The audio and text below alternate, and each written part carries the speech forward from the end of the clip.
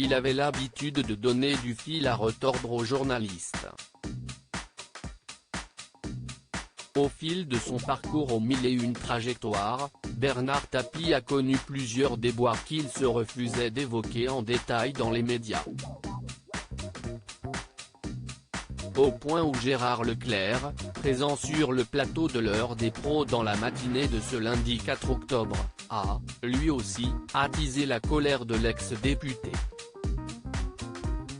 Les faits remontent au mois de septembre 1993, au début de l'affaire OMVA. Gérard Leclerc, lui, était rédacteur en chef de Télématin. L'émission mentionne alors les soucis judiciaires du père de Sophie Tapie en ouverture. Quelle ne fut pas la surprise du journaliste lorsqu'il a reçu un appel du principal concerné, quelques minutes plus tard. Dis donc, bonhomme, si est-ce quoi ces conneries ? Aurait ainsi vociféré Bernard Tapie au bout de la ligne.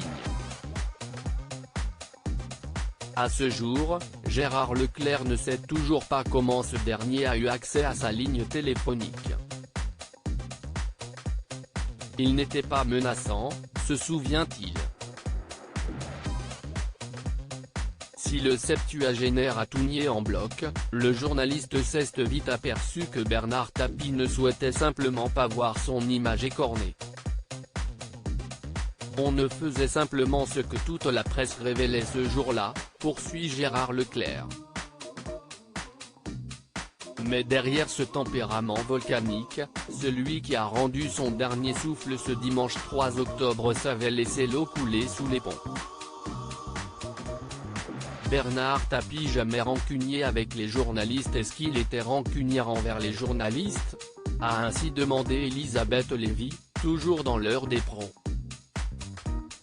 Réponse de Gérard Leclerc : non, pas du tout.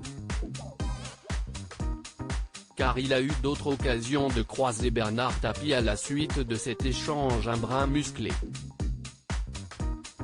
Jacques Séguéla, de son côté, s'est souvenu que, pour le défunt, la vie était un match de boxe.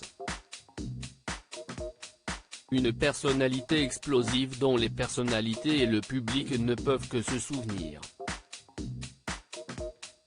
Bernard Tapie est mort à l'âge de 78 ans après une longue et rude bataille contre un double cancer de l'estomac et de l'œsophage.